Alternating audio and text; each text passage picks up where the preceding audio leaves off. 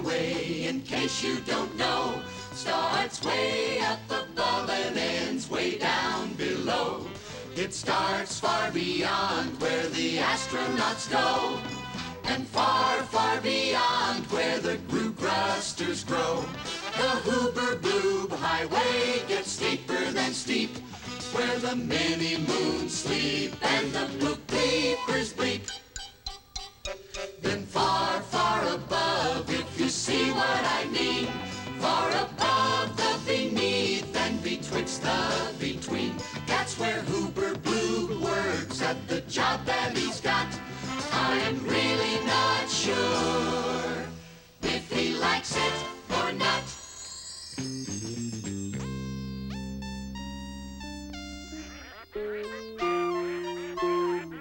Shoo, shoo, off, off, off. Away with you. Kindly shove off. You're about to use the runway. Go on, vamoose.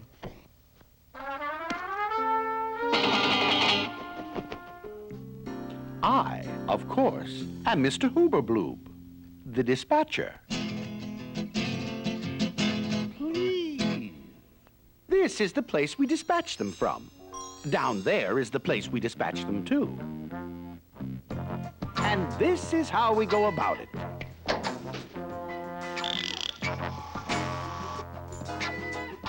Adjust the cadipulator. First, the carriage.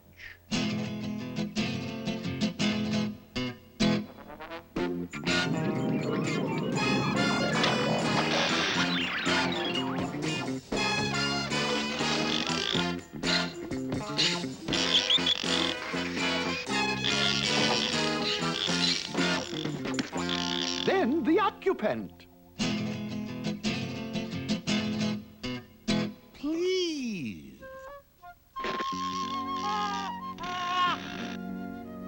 I hope you're quite comfortable. Now, we don't send them down unprepared like we used to. In these modern days, we brief them scientifically. The big telescope, please. The big telescope, please.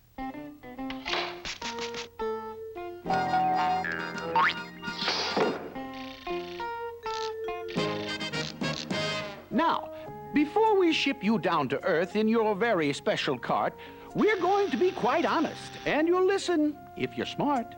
I hope you can see clearly. A hole, please.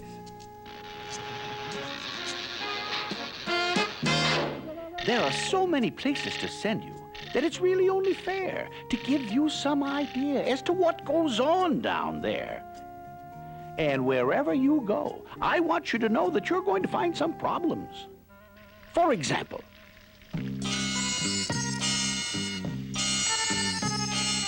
You might live in this lovely palace in Bajanajistan, and you might think that that would make you a very lucky little man. but, very frankly, the attic is simply infested with tigers.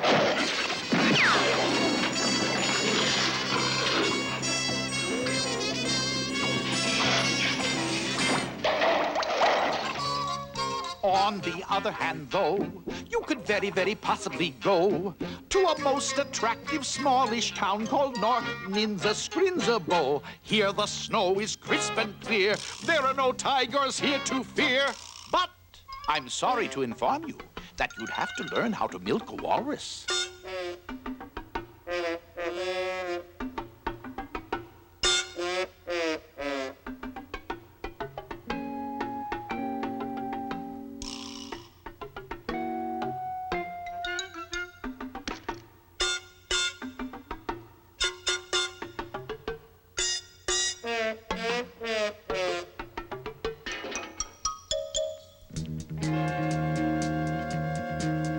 And suppose you were sent to the town of Gazer, where the beautiful sidewalks go every which where, and you live in this happy home high in the air, with your bedroom up here and your bathroom up there.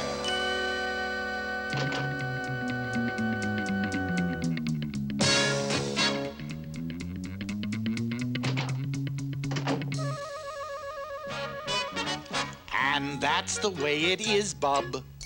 You're apt to get stuck. And the place that you live in is quite frankly a matter of luck. The hometown selection contraption, please.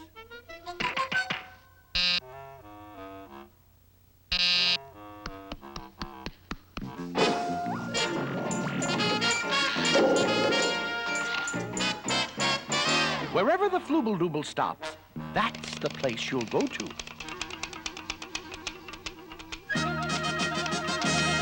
We are delighted to be able to announce that this fortunate little fella has won the jackpot and the privilege of living in the town of West Wachacatella. Congratulations. Please.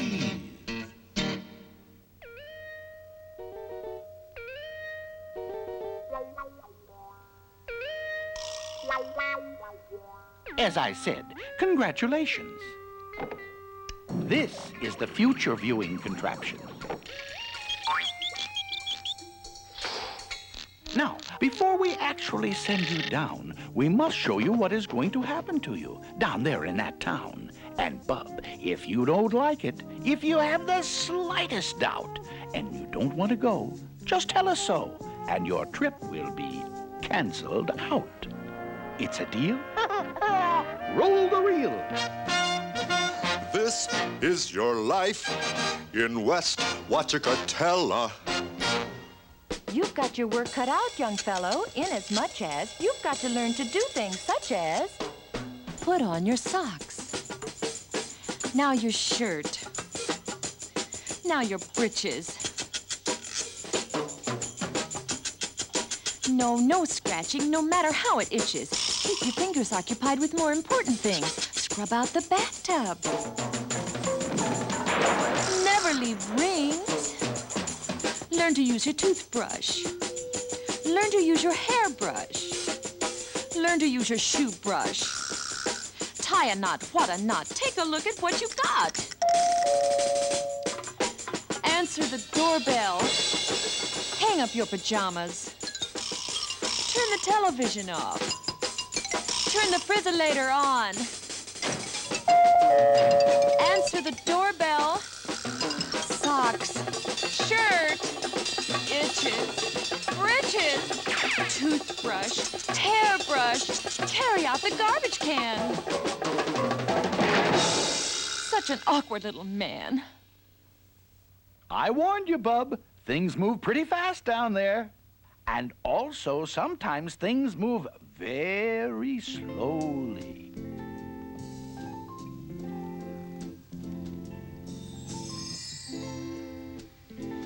And you'll be there among the daisies beneath a beneficent bright blue sky. And you'll lie there so lazy, happy, hazy, doing nothing but watching the snails race by.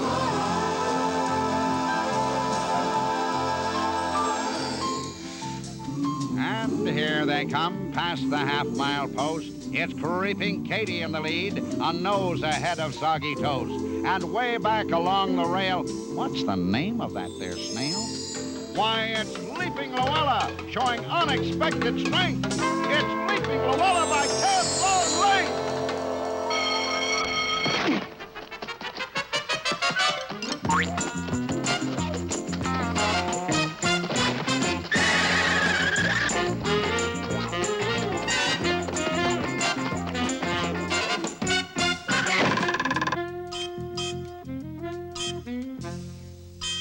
Are you sure you're quite comfortable?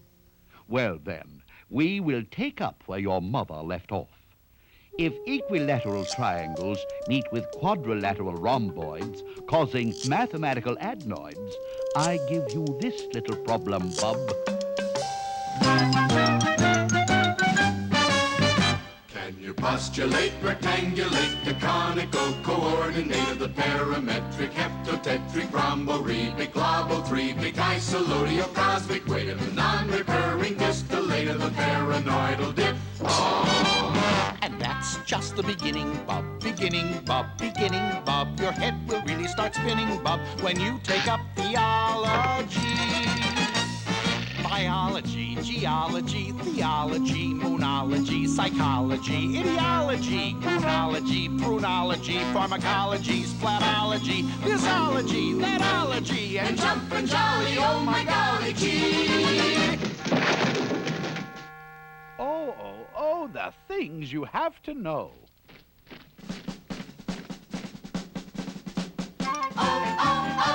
The things you gotta know. The things you gotta know. History, you have to know your history. You'll have to know those dusty, musty gents. Emperors, kings, and presidents.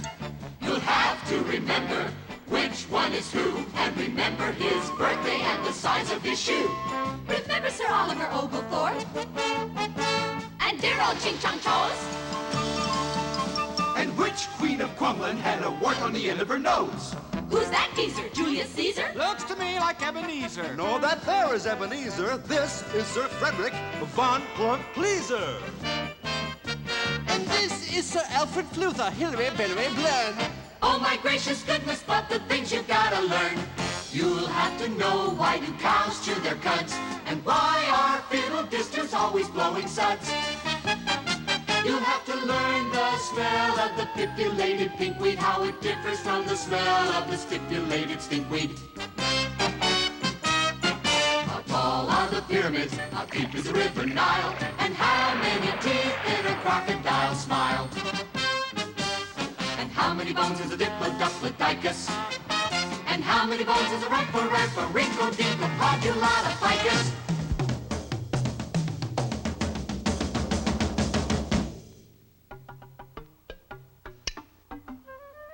Will he want to go down there? How do you bet? Have you come to any decision as yet? You'd like to see a little more, maybe? Huh?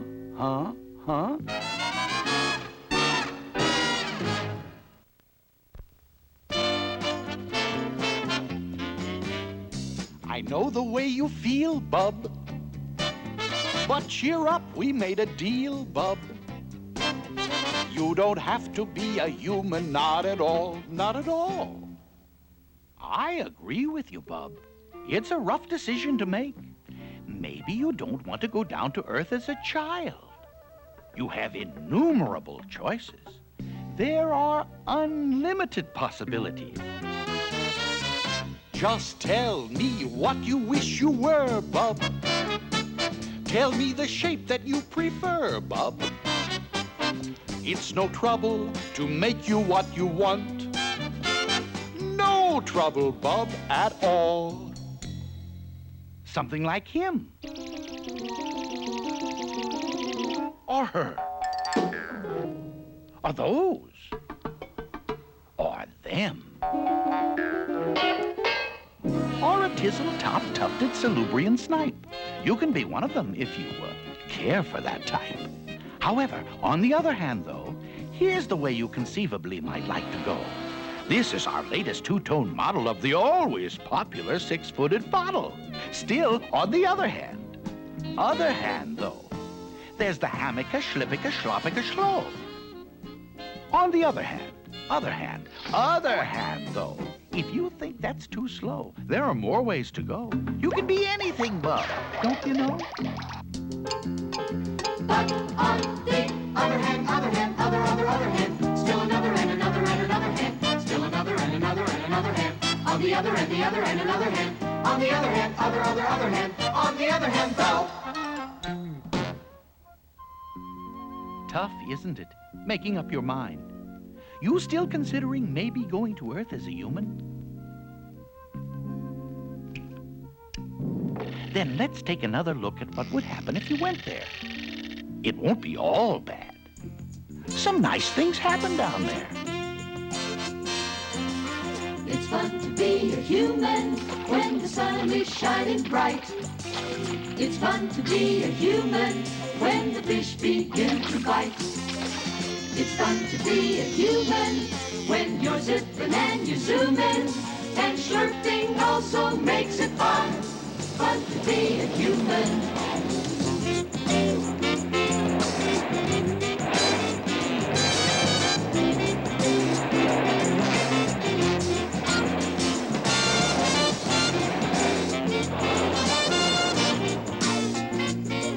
And slurping also makes it fun. Fun to be a human. I regret to have to inform you that human beings are apt to get sick. It's good to be a human when the trees are getting green. It's fun to be a breathing when the air is fresh and clean. It's fun to be a human when sweet daffodils are blooming. F-U-N, fun, fun to be a human.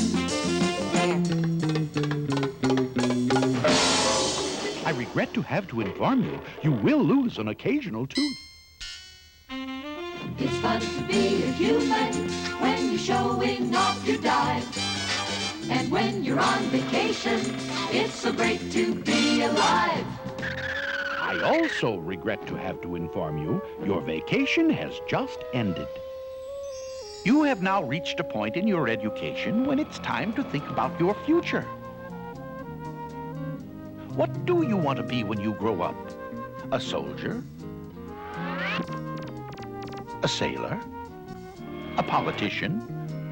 A tailor? Maybe you're cut out to be a musician. Let's see if you have any talent.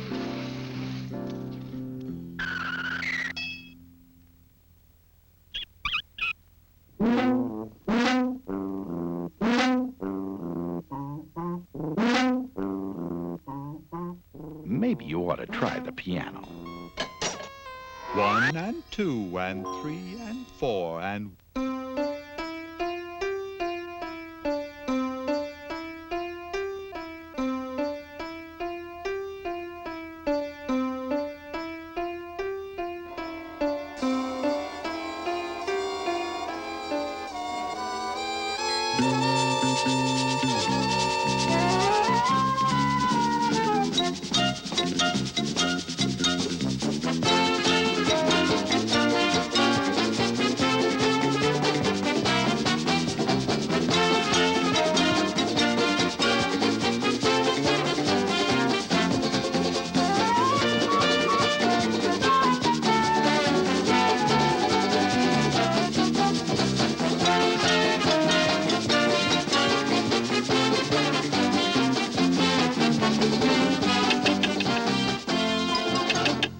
Good heavens, you're impossible. Let's see if he has any mechanical ability.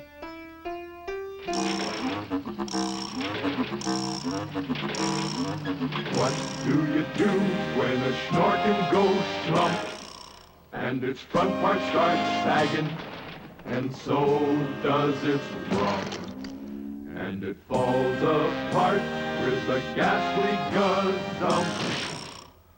What do you do when the snorkin' goes slump? It's really quite simple to put it together. The gicular snurkle fits into the gourd. The throndimbulocet fits into the sprocket, and the scrotular glocket fits into the schnur. And now you pick up the sprungated what's this? Releasing the pressurized. What have we got, sis? Well, maybe you're not mechanically inclined. How would you like to be a famous Tweedlebeetle statistician? You could be the world's greatest authority on Tweedlebeetle ballistics if you study Tweedlebeetles and their ballistic characteristics. Now, when Tweedlebeetles fight, it's called a Tweedlebeetle battle. And when they battle in a puddle, it's a Tweedlebeetle puddle battle. And when Tweedlebeetles battle with paddles in a puddle, they call it a Tweedlebeetle puddle battle. Und when beetles battle beetles in a puddle-paddle battle, and the beetle battles puddle is a puddle in a bottle, they call this a tweedle-beetle-bottle-puddle-paddle-battle muddle. And when beetles fight these battles in a bottle with their paddles, and the bottle's on a poodle, and the poodles eat noodles, they call this a muddle, puddle, tweedle, poodle, beetle, noodle, bottle, pedal, battle. And... Stop it! Stop it! I can't stand it! That world is a vastly cruddy, bloody bore. You're much too nice a fella. I'm not going to send you there. Now what are you trying to say?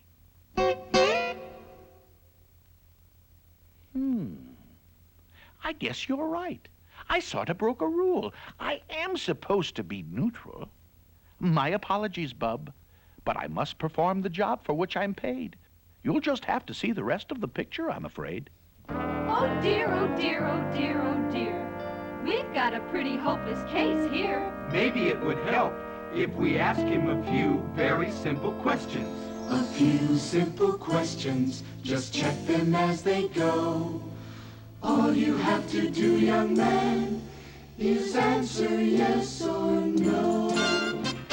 Do you believe in hydroponics? Answer yes or no.